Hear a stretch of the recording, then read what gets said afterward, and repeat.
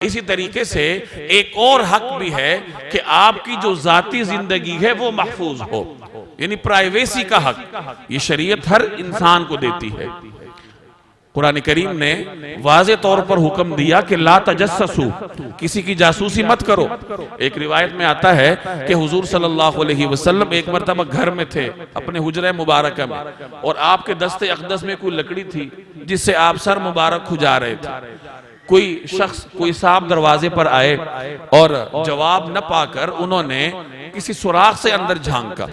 آپ صلی اللہ علیہ وسلم نے بعد میں اسے فرمایا کہ میرا دل چاہ رہا تھا کہ یہ لکڑی تمہاری آنکھ میں چبو دوں۔ یعنی کسی کو یہ حق نہیں ہے کہ وہ کسی کی پرائیویسی میں مداخلت کرے، کسی کی تخلیے میں جھانکے۔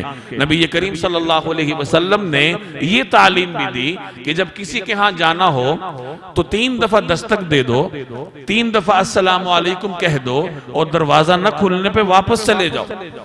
کسی کی ذاتی زندگی کو متاثر نہ کرو، اور آپ صلی اللہ علیہ وسلم خود بھی اس پہ عمل پیرا تھے۔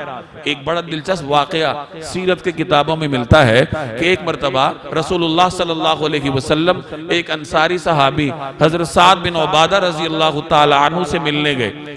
حضرت سعد کے دروازے پر آپ گئے، آپ صلی اللہ علیہ وسلم نے ایک مرتبہ السلام علیکم کہا، اندر سے جواب نہیں آیا۔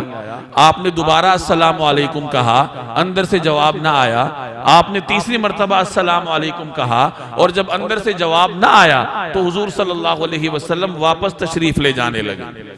تو حضرت سعد جلدی سے گھر سے نکلے اور جا کر رسول اللہ صلی اللہ علیہ وسلم سے چمٹ گئے اور عرض کیا کہ یا رسول اللہ، میں نے ہی پہلی ہی مرتبہ آپ کا سلام سن لیا تھا، لیکن میں نے جواب نہیں دیا کیونکہ مجھے امید تھی کہ آپ دوبارہ سلام کریں گے، یعنی آپ میرے لیے سلامتی کی دعا کریں گے، تو میں اس لیے خاموش رہا کہ آپ کی زبان اقدس سے میرے لیے بار بار سلامتی کی دعائیں نکلیں۔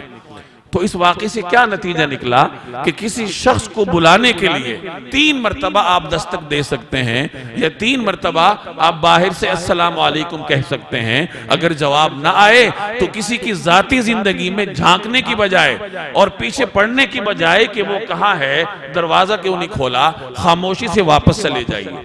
تو یہ اسلام کے حقوق کا نظام ہے۔